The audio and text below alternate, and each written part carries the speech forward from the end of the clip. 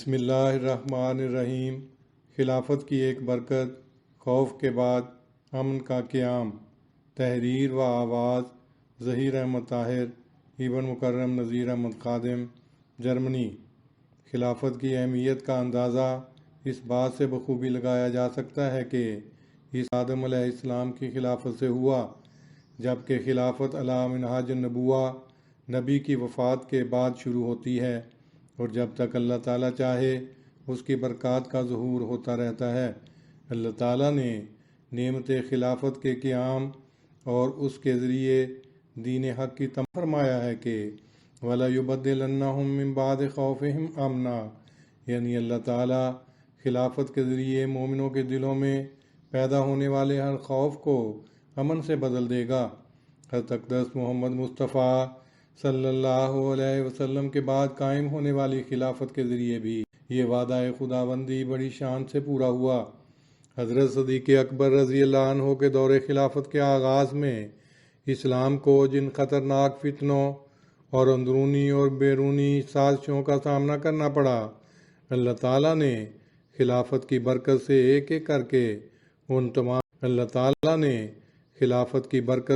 ایک کر کے ان تمام فتنوں اور سازشوں کا کلا کما فرما دیا، اور جماعت مومنین پر مسلط کیے جانے والے خوف کے حالات کو امن میں بدل کر ان کے دلوں میں سکینت اتار دی۔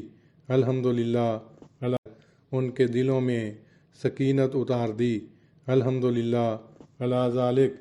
یہاں عظمت و شوکت خلافت کی اہمیت کو چار چاند لگانے والا وہ واقعہ بیان کرنا ضروری معلوم ہوتا ہے جب اپنی آخری علالت کے دوران حضور نبی سید ولد آدم حضرت اقدس محمد مصطفیٰ صلی اللہ علیہ وسلم کو یہ خبر ملی کہ شام کا بدبخت اور ناعاقبت اندیش بادشاہ اپنی طاقت کے نشے میں سرشار مست ہاتھی کی طرح مدینے پر لشکر کرنے اور مسلمانوں کو صفائے ہستی سے مٹانے کے لیے فوجی تیاریاں کر رہا ہے، تو اس خبر کی اطلاع پر حضرت صلی اللہ علیہ وسلم نے حضرت اسامہ بن زید کی سپہ سالاری میں ایک اسلامی فوج تیار کرنے کا ارشاد فرمایا۔ ابھی یہ لشکر تیاری کے مراحل طے کر رہا تھا کہ اللہ تعالیٰ کے محبوب رسول صلی اللہ علیہ وسلم کی روح پرفتوح اپنے رب کے حضور حاضر ہو گئی۔ نبی کریم صلی اللہ علیہ وسلم کی غم نہ تھی، صحابہ غم کے مارے نڈھال تھے، ان کی روحیں گھائل اور جگر چھلنی تھے، اور اس پر مستزاد یہ کہ قبائل عرب تک حضور صلی اللہ علیہ وسلم کی وفات کی خبر پہنچی تو ان میں سے کئی نو مسلم قبائل جن کو اور جن کی تربیت میں ابھی بہت کمی تھی، ان میں سے بعض ارتداد کی راہ اختیار کرنے لگے۔ دشمنان اسلام پہلے ہی اسلام کے نوخیز پودے کو جڑوں سے اکھاڑنے کے درپے تھے، انہوں نے بھی اس موقع کو غنیمت جانا۔ وہ بڑے زور شور کے ساتھ اسلام کو صفائے ہستی سے مٹانے کی تیاریاں کرنے لگے۔ ایسے حالات میں گویا اناد، ارتداد اور مخالفت کا ایک طوفان بدتمیزی ہر طرف موج زن تھا، جو اسلام کی اچکولے کھاتی ناؤ کو اپنے ساتھ بہا لے جانا چاہتا تھا۔ علامہ ابن خلدون نے ان حالات کا نقشہ کھینچتے ہوئے لکھا ہے کہ یعنی اپنی قلت تعداد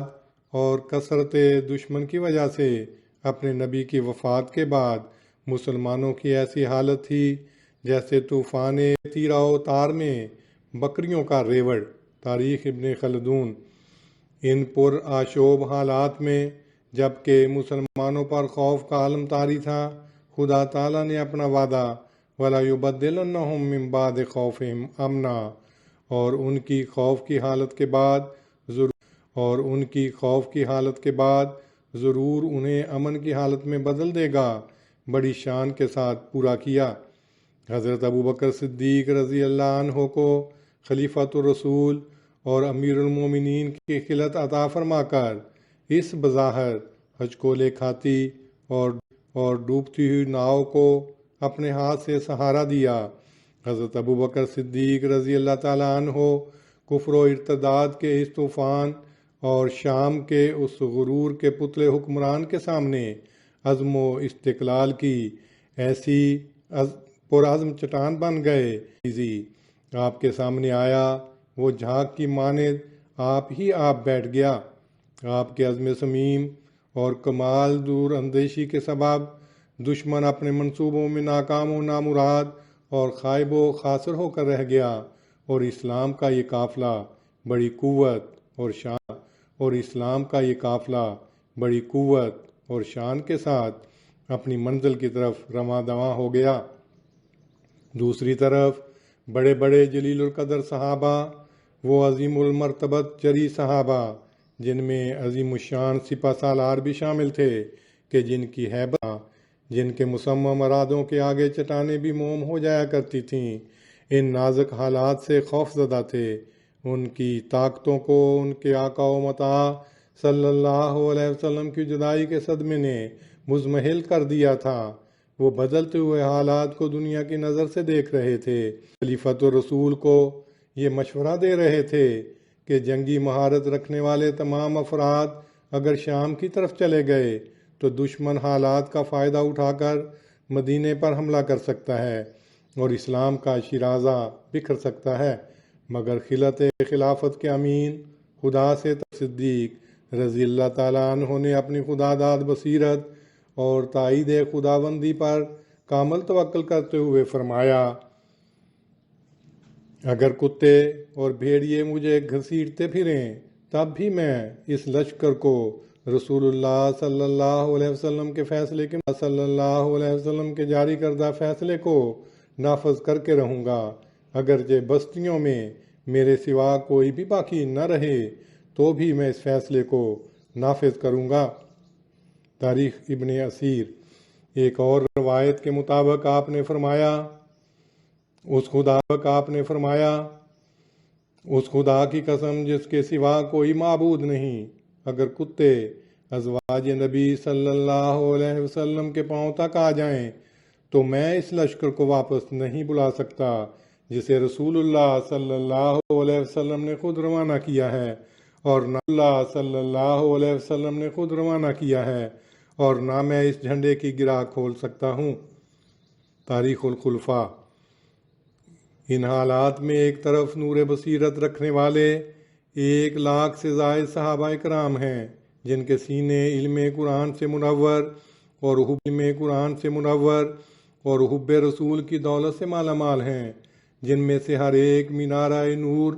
اور آسمان ہدایت کا روشن ستارہ ہے، جن کی صحبت میں خدا یاد آتا ہے اور انسان کے روحانی مدارج میں اضافہ ہوتا ہے۔ اس مرتبہ اور شان کے حاملہ دربار ابوبکر میں سر جھکائے کھڑے ہیں۔ آج دربار خلافت میں ان سب کے ارادے، ان سب کی سوچیں، ان سب کی تجویزیں اور آراء، ان سب کی فہم و فراست اور ان کا رعب و دبدبہ خلیفہ وقت کے فیصلے اور عزم کے سامنے کچھ حیثیت نہ رکھتا تھا۔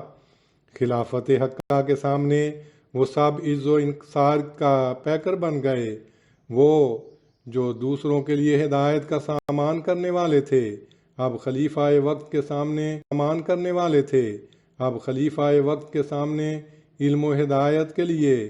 شاگردان رشید بن گئے۔ یہ ہے نظام خلافت، یہ ہے شان خلافت، اور یہ ہے مقام خلافت۔ پس صحابہ رضوان اللہ علیہم اجمعین نے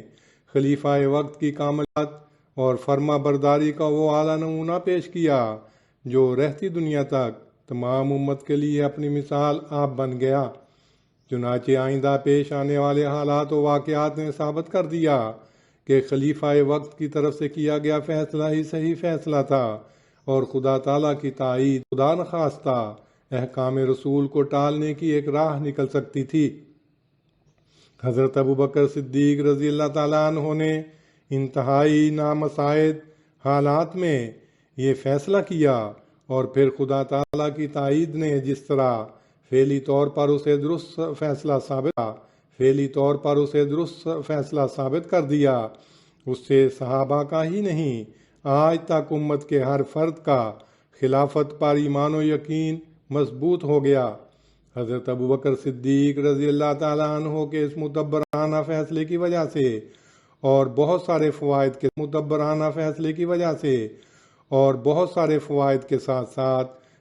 سب سے بڑا فائدہ اسلامی لشکر کو روانہ کرنے کے بعد یہ ہوا کہ دشمنوں نے جب یہ دیکھا کہ ایسے خطرناک حالات میں ایک لشکر روانہ کیا گیا ہے تو ضرور مسلمانوں کے پاس ایک بہت بڑی فوج مدینے میں بھی موجود ہے۔ خلافت کی برکت سے دشمن مرعوب ہو گیا، اس کے حوصلے پست ہو گئے اور اسے مدینے پر حملہ کرنے کا منحوس فیصلہ تبدیل کرنے کے سوا کوئی چارہ نہ رہا۔ حضرت ابوبکر صدیق رضی اللہ تعالیٰ عنہ نے خلیفہ بننے کے بعد صحابہ سے خطاب کرتے ہوئے مقام خلافت کی عظمت و اہمیت کو ان الفاظ میں اجاگر فرمایا۔ اللہ تعالیٰ نے رسول اللہ صلی اللہ علیہ وسلم کے ذریعے تمہیں ضلالت اور تفرقہ سے نکالا اور تمہارے دلوں میں الفت قائم کی۔ پھر اللہ نے تم پر ایک خلیفہ مقرر کیا تاکہ تمہارے دلوں میں الفت و محبت قائم رکھے اور تمہارے مقصود کو غلبہ عطا کرے۔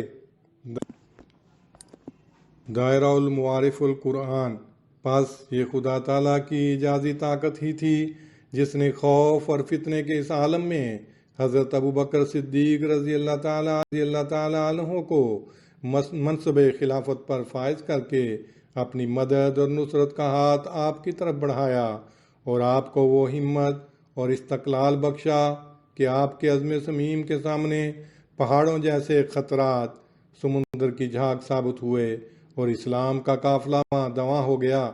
اس ضمن میں حضرت عائشہ رضی اللہ عنہا کا یہ قول کس قدر برحق ہے۔ حضرت عائشہ رضی اللہ عنہا فرماتی ہیں،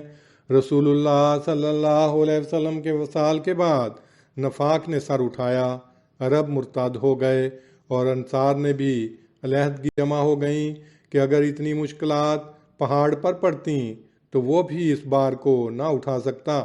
لیکن میرے والد ابوبکر صدیق رضی اللہ عنہ نے زبردست استقلال سے ہر ایک مشکل کا مقابلہ کیا اور ہر ایک کا حل نکالا۔ تاریخ الخلفاء۔ خلافت اور اپنے تائید یافتہ خلیفے کے ذریعے ہر قسم کے خوف کو دور کر کے جماعت مومنین کو امن کے حصار میں لے لیتا ہے اور ان کا قافلہ اپنے قافلہ سالار خلیفہ کی قیادت میں شاہراہ ترقی پر تیز قدموں کے ساتھ رواں دواں رہتا ہے۔ سیدنا اقدس مسیح موعود علیہ السلام اسی حقیقت کو بیان کرتے ہوئے فرماتے ہیں، ایسے وقت میں جب نبی کی وفات کے بعد مشکلات کا سامنا پیدا ہو جاتا ہے اور دشمن زور میں آ جاتے ہیں اور خیال کرتے ہیں کہ اب کام بگڑ گیا اور یقین کر لیتے ہیں کہ اب یہ جماعت نابود ہو جائے گی، اور خود جماعت کے لوگ بھی تردد میں پڑ جاتے ہیں اور ان کی کمریں ٹوٹ جاتی ہیں اور کئی بدقسمت مرتد ہونے کی راہیں اختیار کر لے مرتبہ اپنی زبردست قدرت ظاہر کرتا ہے اور گرتی ہوئی جماعت کو سنبھال لیتا ہے۔ بس وہ جو اخیر تک صبر کرتا ہے خدا تعالیٰ کے اس معجزے کو دیکھتا ہے، جیسا کہ حضرت ابوبکر صدیق کے وقت میں ہوا، جبکہ حضرت صلی اللہ علیہ وسلم کی موت ایک بے وقت موت سمجھی گئی اور بہت سے بادیہ نشین نادان مرتد ہو گئے اور صحابہ بھی مارے غم کے دیوانہ کی طرح ہو گئے، تب خدا تعالیٰ نے حضرت ابوبکر صدیق کو کھڑا کر کے دوبارہ اپنی قدرت کا نمونہ دکھایا اور اسلام کو نابود ہوتے ہوتے تھام لیا اور اس وعدے کو پورا کیا جو فرمایا تھا، وَلَا يُمَكِّنَنَّ لَهُمْ دِينَهُمُ الَّذِي ارْتَضَىٰ لَهُمْ وَلَا يُبَدِّلَنَّهُمْ مِنْ بَعْدِ خَوْفِهِمْ أَمْنًا یعنی خوف کے بعد پھر ہم ان کے موجودہ دور میں حضرت مسیح موعود علیہ السلام کے وصال کے بعد اللہ تعالیٰ اور اس کے محبوب رسول صلی اللہ علیہ وسلم کے وعدوں کے مطابق قائم ہونے والی خلافت علی منہاج النبوہ کے مبارک دور میں بھی خوف کے بعد امن کے قیام کے بے شمار نظارے ہمیں نظر آتے ہیں۔ حضرت مسیح موعود علیہ السلام کے اب تک کے 5 خلفائے اعظام کے ادوار میں ایک اجمالی نگاہ ڈالتے ہیں تو ہمیں یہ حقیقت روز روشن کی طرح نظر آتی ہے کہ ہر دور خلافت میں تمکنت دین متین کا زبردست سامان ہوا۔ حضرت اقدس علیہ السلام کے پہلے خلیفہ حضرت مولانا حافظ نور الدین رضی اللہ عنہ کے دور خلافت کے دوران اندرونی فتنوں میں شدت پیدا ہو گئی۔ اکابر روانیاں شروع کر دیں اور نظام خلافت کو کمزور کرنے اور جماعت کی بنیادوں کو ہلا دینے والی سازشیں شروع کر دیں۔ حضرت خلیفۃ المسیح الاول رضی اللہ عنہ نے غیر معمولی عزم و حوصلہ اور توکل علی اللہ کی بدولت ان سازشوں کا ڈٹ کر مقابلہ کیا اور ان لوگوں کی کوئی پیش نہ جانے دی۔ آپ کا یہ عظیم کارنامہ ہے کہ آپ نے خلافت کی عظمت اور تمکنت کو قائم فرمایا اور خلافت احمدیہ کو استحکام بخشا۔ خوف کے بادل چھٹ گئے اور جماعت ایک نئے عزم اور حوصلے کے ساتھ دین حق کی سربلندی اور اشاعت میں مصروف عمل ہو گئی۔ حضرت خلیفۃ المسیح الاول رضی اللہ عنہ کی وفات کے بعد حضرت محمود احمد رضی اللہ عنہ کی خلافت کے آغاز میں ہی خواجہ کمال الدین صاحب اور مولوی محمد علی صاحب نے براہ راست منصب خلافت پر حملہ کر دیا اور یہ نیا خطرناک شوشہ چھوڑ دیا کہ مسیح موعود کی خلافت نہیں بلکہ انجمن جانشین ہے۔ چنانچہ 6 سال تک خود یہ لوگ چاروں ناچار حضرت مولانا نور الدین رضی اللہ عنہ کی بیعت خلافت میں شامل رہے، مگر اب یکایک انہوں نے یہ عقیدہ گھڑ لیا کہ خلافت کی ضرورت نہیں، انجمن ہی کافی ہے۔ اس نئے فتنے کا حضرت صاحبزادہ مرزا بشیر الدین محمود احمد صاحب نے کمال جرأت اور غیر معمولی عزم و ہمت سے مقابلہ کیا اور خدا تعالیٰ کی تائید سے خلافت کو استحکام بخشا اور جماعتی ترقی جاری فرما دیا۔ آپ نے اپنی خلافت کے آغاز میں ہی ایک پمفلٹ شائع فرمایا جس کا عنوان تھا کون ہے جو خدا کے کاموں کو روک سکے۔ اس کے بعد آپ کے دور میں انگریز حکومت خصوصاً پنجاب کی انگریز گورنر اور مجلس احرار نے باہمی ملی بھگت سے جماعت کے خلاف سازشوں کا جال بنا اور مسلسل خلیفۃ المسیح کو پریشان کرنے کے لیے طرح طرح کے ہتھ کنڈے شروع کر دیے۔ حضور خلیفہ ثانی رضی اللہ عنہ کی سربراہ احرار نے قادیان میں اپنے بہت بڑے جلسے کا اعلان کر دیا اور ساتھ ہی اشتہاروں اور اخباروں میں اشتعال انگیز بیان بازی شروع کر دی۔ یہ تک کہا گیا کہ ہم قادیان کی اینٹ سے اینٹ بجا دیں گے اور مرزا غلام احمد قادیانی کی ناش کو ہی نازک وقت تھا۔ اس کی نزاکت کا اندازہ حضرت مسلح موعود رضی اللہ عنہ کے درج ذیل ارشادات سے بخوبی ہوتا ہے۔ حضور رضی اللہ عنہ خطبہ جمعہ فرمودہ 26 اکتوبر 1934 میں فرماتے ہیں پس جیسا کہ حکومت پنجاب کے بعض افراد نے سلسلے کی ہتک کی ہے، احرار کا بھی چیلنج موجود ہے اور آپ لوگوں کا کام ہے کہ ہتک کا بھی ازالہ کریں اور چیلنج کا بھی جواب دیں اور ان دونوں باتوں کے لیے جو بھی قربانیاں کرنی پڑیں کریں۔ اس کے لیے میں آپ لوگوں سے ایسی بھی قربانیوں کا مطالبہ کروں گا جن کا پہلے مطالبہ نہیں کیا گیا اور ممکن ہے پہلے وہ معمولی نظر آئیں مگر بعد میں بڑھتی جائیں، اس لیے دنیا گوشے کے احمدی اس کے لیے تیار رہیں، اور جب آواز آئے تو فوراً لبیک کہیں۔ اسی طرح حضور رضی اللہ عنہ نے مزید فرمایا، حکومت ہم سے یہ سلوک کرتی ہے کہ کہتی ہے تم مرزا محمود احمد سول نافرمانی کر کے ملک میں امن قائم رکھا ہے اور ملک میں ایک ایسی داغ بیل ڈال دی ہے کہ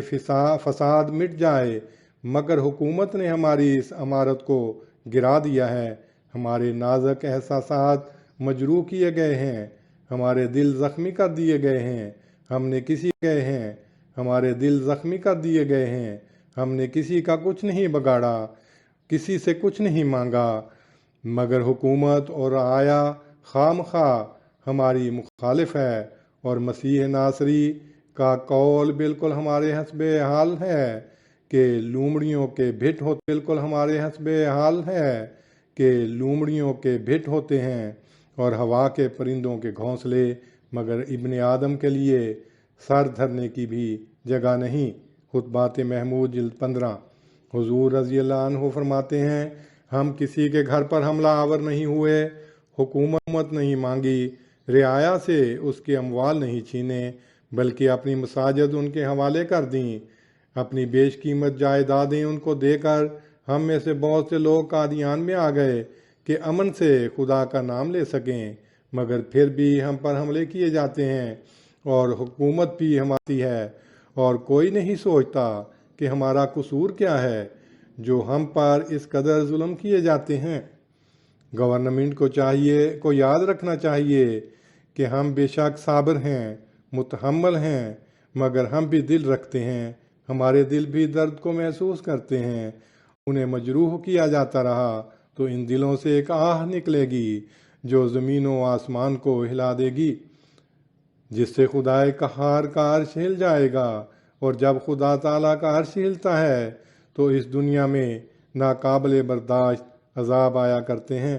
خطبات محمود جلد ذکر کرتے ہوئے حضرت خلیفۃ المسیح الثانی رضی اللہ عنہ نے 2 نومبر 1934 کے خطبہ جمعہ میں فرمایا، میں یقین رکھتا ہوں کہ گورنمنٹ کو آخر تسلیم کرنا پڑے گا کہ یہ اس کی غلطی تھی اور ہم حق پر تھے، باوجود کہ ہم نہ تشدد کریں گے اور نہ سول نافرمانی، باوجود کہ ہم گورنمنٹ کے قانون کا احترام کریں گے، باوجود اس کے کہ ہم ان تمام ذمہ داریوں کو ادا کریں گے جو ہم احمدیت نے ہم پر عائد کی ہیں، اور باوجود اس کے ہم ان تمام فرائض کو پورا کریں گے جو خدا تعالیٰ اور اس کے رسول نے ہمارے لیے مقرر کیے، پھر بھی ہماری سکیم کامیاب ہو کر رہے گی۔ کشتی احمدیت کا کپتان اس مقدس کشتی کو پرخطر چٹانوں میں سے گزارتے ہوئے سلامتی کے ساتھ اسے ساحل پر پہنچا دے گا۔ یہ میرا ایمان ہے اور میں اس پر مضبوطی سے قائم ہوں۔ جن کے سپرد الہی سلسلے کی قیادت کی جاتی ہے، ان کی عقلیں اللہ تعالیٰ کی ہدایت کے تابع ہوتے کہ فرشتے ان کی حفاظت کرتے ہیں اور اس کی رحمانی صفات سے وہ مؤید ہوتے ہیں۔ خطبات محمود جلد 15۔ حضور رضی اللہ عنہ کے اس بیان اور اعلان کے عین مطابق وعدہ الہی وَلَا يُبَدِّلَنَّهُم مِّن بَعْدِ خَوْفِهِمْ أَمْنًا پورا ہوا اور اللہ تعالیٰ کی مدد اور نصرت کا وقت آن پہنچا۔ اللہ تعالیٰ نے اپنی زبردست قوت کا ہاتھ دکھاتے ہوئے انگریز و احرار کی سازش کو ناکام و نامراد بنا دیا اور اپنے خلیفہ برحق اور اس کی جماعت کی حفاظت کے غیر معمولی سامان کر دیے، اور اسی خطرناک طوفان مخالفت کی کوکھ سے تحریک جدید جیسی الہی تحریک کا وہ پودا لگایا جس کی شاخیں آج روئے زمین میں پھیل گئی ہیں، اور جس کی بدولت تبلیغ و اشاعت اسلام کا ایک عالمگیر اور ہے۔ ان خطرناک اور جماعت کے لیے انتہائی پریشان کن حالات میں حضرت مسلم موعود رضی اللہ عنہ نے ایک نظم کے ذریعے بھی اپنے ناقابل تسخیر عزم اور توکل اللہ کا اظہار کرتے ہوئے مخالفین احمدیت خصوصاً احرار کو مخاطب کرتے ہوئے فرمایا، پڑھ چکے احرار اپنی کتاب زندگی، ہو گیا پھٹ کر ہوا ان کا حباب زندگی، لوٹنے نکلے تھے جو امن و سکون انہی کے لٹ گئے حسن و شباب زندگی۔ حضرت خلیفۃ المسیح الثانی رضی اللہ عنہ کے 52 سالہ دور خلافت کا دوسرا بڑا فتنہ 1952 تا 1954 کے فسادات پنجاب تھے، جن میں جماعت احمدیہ کے متعدد افراد کو شہید کرنے کے علاوہ املاک کو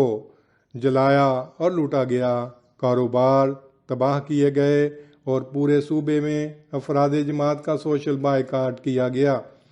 اس خوفناک تحریک کی پشت پناہی حکومت پنجاب کر رہی تھی۔ تمام بڑے بڑے اخبارات میں جماعت کے خلاف رہی تھی اور جماعت کے افراد کو واجب القتل قرار دیا جا رہا تھا۔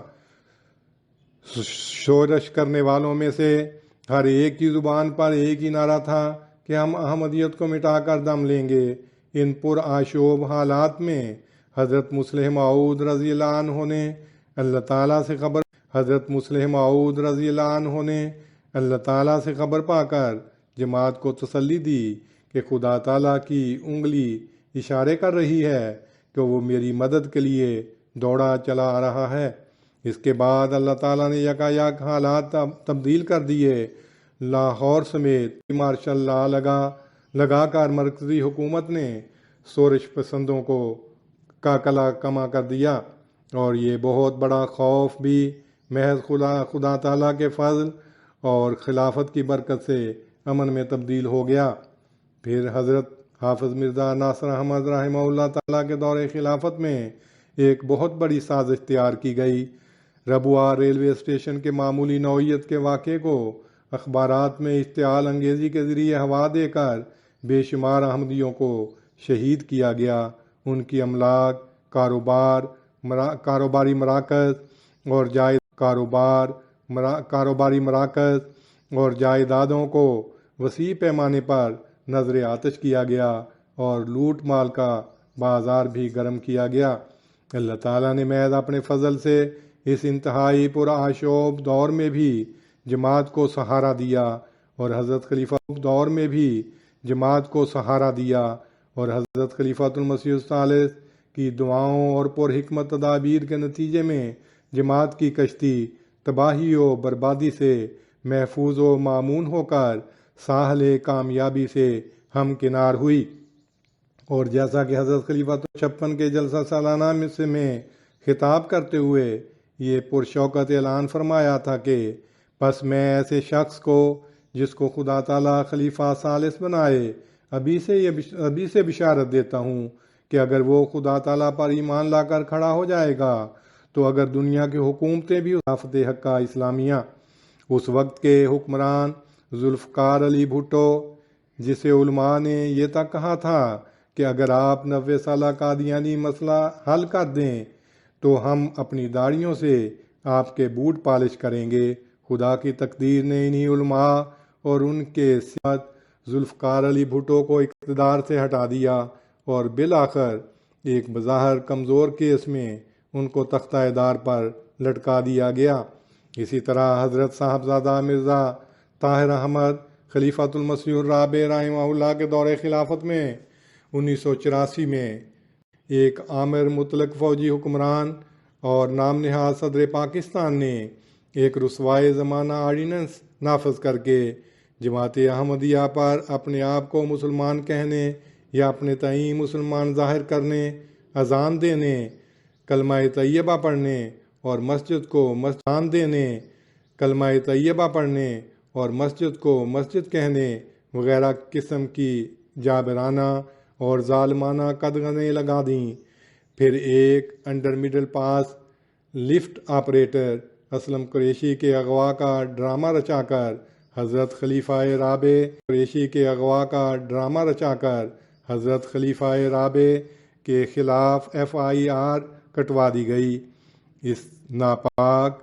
اور انتہائی بھیانک سازش کا اصل مقصد خلیفہ وقت پر ہاتھ ڈالنا اور جماعت احمدیہ کو خلافت سے محروم کر دینا تھا۔ چنانچہ اس خوفناک سازش کو بھانپتے ہوئے خلافت احمدیہ کو محفوظ رکھنے کی خاطر حضرت خلیفۃ المسیح الرابع رحمہ اللہ تعالیٰ نے ہجرت کا ارادہ فرمایا، جسے اللہ تعالیٰ نے اپنی تائید و نصرت سے کامیاب بنایا، اور آپ نے کے مرکز لندن میں قیام فرمایا، اور پھر اپنے 21 سالہ دور خلافت میں زبردست اور انقلاب آفرین تحریکات کے ذریعے جماعت احمدیہ کی عمارت کو دنیا بھر میں مضبوط و مستحکم بنیادوں پر استوار کر دیا۔ سیدنا حضرت خلیفۃ المسیح الخامس ایدہ اللہ تعالیٰ بنصر عزیز 2003 میں منصب خلافت پر فائز ہوئے۔ خدا کے فضل سے حضور انور کے دور خلافت میں جماعت بڑی تیزی سے ترقی کی منازل چلی آ رہی ہے۔ دنیا بھر میں منعقد ہونے والے جماعت احمدیہ کے جلسہ سالانہ میں شاملین کی تعداد میں سال بسال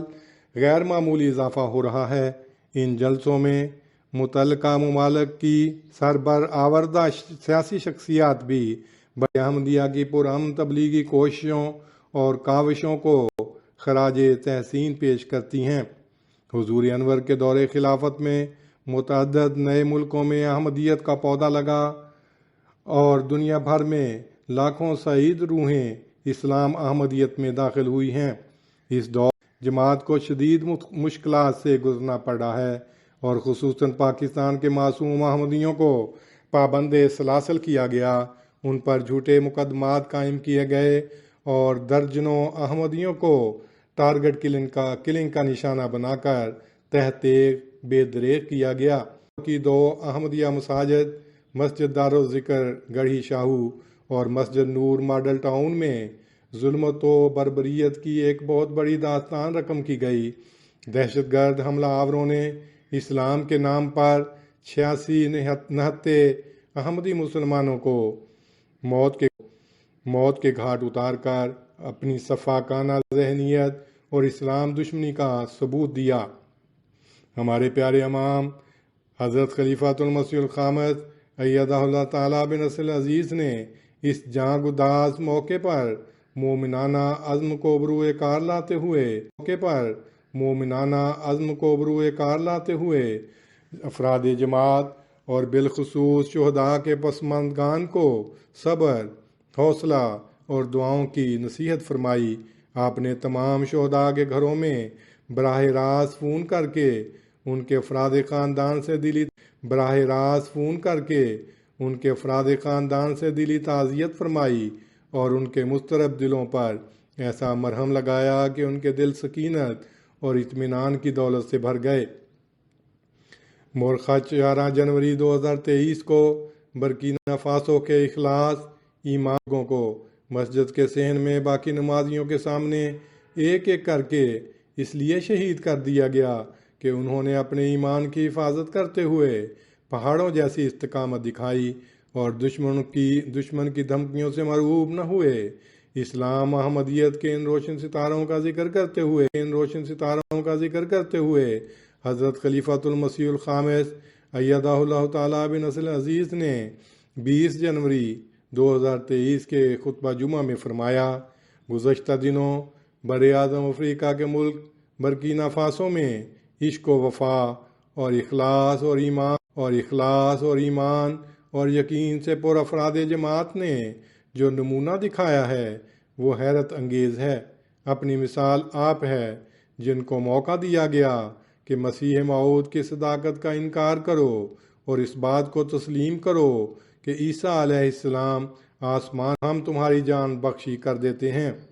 لیکن ان ایمان اور یقین سے پر لوگوں نے، جن کا ایمان پہاڑوں سے زیادہ مضبوط نظر آتا ہے، جواب دیا کہ جان تو ایک دن جانی ہے، آج نہیں تو کل۔ اس کے بچانے کے لیے ہم اپنے ایمان کا سودا نہیں کر سکتے، چھوڑ نہیں سکتے، اور یوں ایک کے بعد دوسرا اپنی جان قربان کرتا چلا گیا۔ ان کی عورتیں اور بچے بھی یہ نظارہ دیکھ رہے تھے اور کوئی واویلا کسی نے نہیں کیا۔ بس یہ وہ لوگ ہیں جنہوں نے افریقہ میں بلکہ دنیا احمدیت میں اپنی قربانیوں کی ایک نئی علیہ السلام کے زمانے میں حضرت صاحبزادہ صاحب کی جو قربانی تھی، اس کے بعد یہ اپنی دنیاوی زندگیوں کی قربانی دے کر ہمیشہ کی زندگی حاصل کرنے والے بن گئے ہیں، جنہوں نے جان، مال، وقت کو قربان کرنے کا جب عہد کیا تو پھر نبھایا، اور ایسا نبھایا کہ بعد میں آ کر پہلے آنے والوں سے سبقت لے گئے۔ اللہ تعالیٰ ان میں سے ہر ایک کو ان بشارتوں کا وارث بنائے جو اللہ تعالیٰ نے اس کی راہ میں قربانیاں کرنے والوں کو دی ہیں۔ الفضل انٹرنیشنل اسی خطبہ جمعہ کو دی ہیں۔ الفضل انٹرنیشنل اسی خطبہ جمعہ میں حضور انور نے فرمایا، یہ احمدیت کے چمکتے ستارے ہیں، اپنے پیچھے ایک نمونہ چھوڑ کر گئے ہیں۔ اللہ تعالیٰ ان کی اولادوں اور نسلوں کو بھی اخلاص و وفا میں بڑھائے۔ دشمن سمجھتا ہے اخلاص و وفا میں بڑھائے، دشمن سمجھتا ہے کہ ان کی شہادتوں سے یہ اس علاقے میں احمدیت ختم کر دے گا، لیکن انشاءاللہ پہلے سے بڑھ کر احمدیت جہاں بڑھے گی اور پنپے گی۔ بس یہ قربانیاں کرنے والے تو اس آزمائش میں پورے اترے، اب پیچھے اپنے ایمان اور یقین میں بڑھنے کا امتحان ہے۔ اللہ تعالیٰ ان کو بھی توفیق دے اور ہمیں بھی توفیق دے کہ ہم اپنے ایمان اور یقین میں کامل رہیں۔ الفضل انٹرنیشنل بس جماعت پر آنے والا یہ خوف بھی امن میں تبدیل ہو گیا۔ آج ان سب ظلموں کے باوجود اپنے محبوب امام کی قیادت میں دنیا بھر میں ترقی کرتی چلی جا رہی ہے، اور یہ جور و ستم اور مظالم جماعت کے پائے اس بات میں لغزش پیدا نہ کر سکے، اور جماعت ہر خوف و خطر سے آزاد ہو کر خلافت کے مقدس دامن سے وابستہ ہو کر شب و روز شاہراہ غلبہ حق پر آگے ہی آگے بڑھتی چلی جا رہی ہے۔ حضرت خلیفۃ المسیح الاول رضی اللہ عنہ فرماتے ہیں، جو مومنوں میں سے خلیفہ ہوتے ہیں ان کو بھی اللہ ہے، مگر خدا تعالیٰ ان کو تمکنت عطا کرتا ہے۔ جب کسی قسم کی بد امنی پھیلے تو اللہ ان کے لیے اس کی راہیں نکال دیتا ہے۔ جو ان کا منکر ہو اس کی پہچان یہ ہے کہ اعمال صالح میں کمی ہوتی چلی جاتی ہے اور وہ دینی کاموں سے رہ جاتے ہیں۔ حضرت مسلم معود رضی اللہ عنہ فرماتے ہیں، جس کو خدا خلیفہ بناتا ہے کوئی نہیں جو اس کے کاموں میں روک ڈال سکے۔ اس کو ایک قوت اور اقبال دیا جاتا ہے اور ایک غلبہ اور کامیابی اس کی فطرت میں رکھ دی جاتی ہے۔ روزنامہ الفضل قادیان من بعد خوفہم کی تفسیر بیان کرتے ہوئے فرماتے ہیں، جب بھی قومی طور پر اسلامی خلافت کے لیے خوف پیدا ہوگا اور لوگوں کے دلوں میں نور ایمان باقی ہوگا، اللہ تعالیٰ اس خوف کے بعد ضرور ایسے سامان پیدا کر دے گا کہ جن سے مسلمانوں کا خوف پس جماعت کے اندر جب بھی خوف کے حالات پیدا ہوتے ہیں تو اللہ تعالیٰ کی تائید و نصرت کا ہاتھ انہیں تھام کر اپنے تائید یافتہ خلیفے کے ذریعے ان کی سکینت کے سامان پیدا فرما دیتا ہے۔ حضرت خلیفۃ المسیح الخامس ایدہ اللہ تعالیٰ بنصر عزیز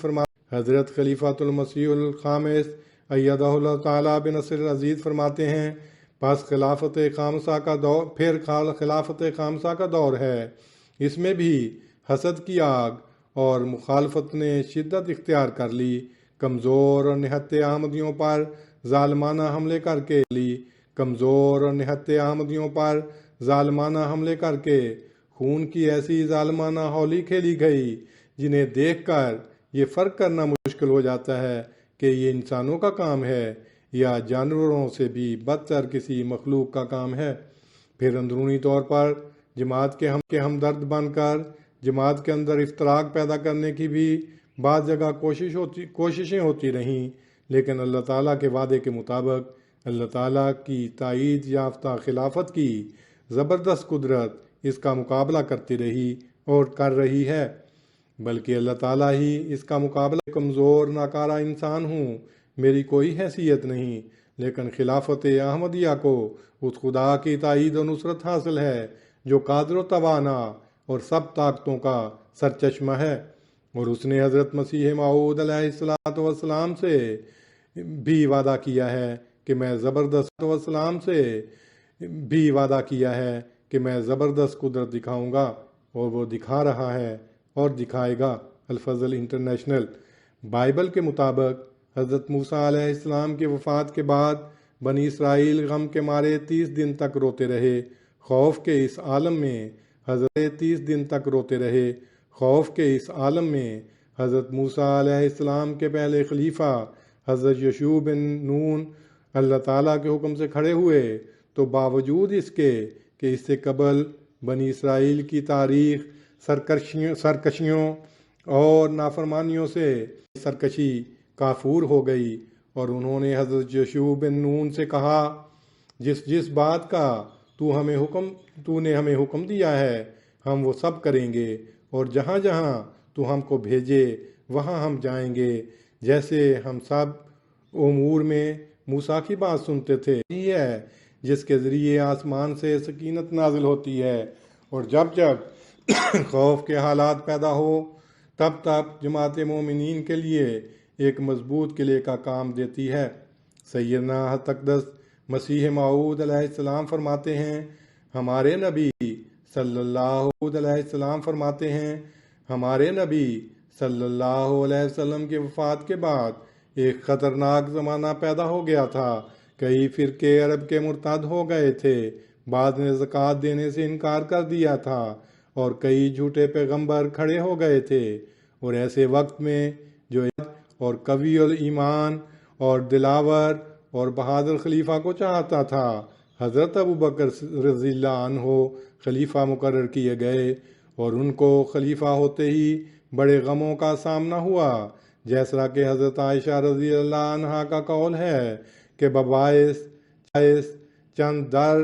در چند فتنوں اور بغاوت اعراب اور کھڑے ہونے جھوٹے پیغمبروں کے میرے باپ پر، جبکہ وہ خلیفہ رسول اللہ صلی اللہ علیہ وسلم مکرم کیا گیا، وہ مصیبتیں پڑیں اور وہ غم دل پر نازل ہوئے کہ اگر وہ غم کسی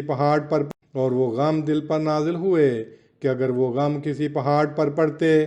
تو وہ بھی گر جاتا اور پاش ہو جاتا اور زمین سے ہموار ہو جاتا، مگر چونکہ خدا کا یہ قانون قدرت ہے کہ جب خدا کے رسول کا کوئی خلیفہ اس کی موت کے بعد مقرر ہوتا ہے تو شجاعت اور ہمت اور استقلال اور فراست اور دل قوی ہونے کی روح اس میں پونکی جاتی ہے، جیسا کہ یشوع کی کتاب باب اول آیت 6 میں حضرت یشوع کو اللہ تعالیٰ فرماتا یعنی موسیٰ تو مر گیا، اب تو مضبوط ہو جا۔ یہی حکم قضاء و قدر کے رنگ میں نہ شرعی رنگ میں حضرت ابوبکر کے دل پر بھی نازل ہوا تھا۔ تناسب اور تشابہ واقعات سے معلوم ہوتا ہے کہ گویا ابوبکر بن قحافہ اور یشوع بن نون ایک ہی شخص ہے۔ تحفہ گولڈویہ۔ خدا تعالیٰ کا قانون کچھ اس طرح کار فرما ہے کہ ترقی کے بالمقابل تنزل، نور کے بالمقابل ظلمت، صحت کے بالمقابل بیماری اور خیر کے بالمقابل شر نظر آتا ہے، لیکن کی ترقی کے لیے دونوں پہلو ضروری ہیں۔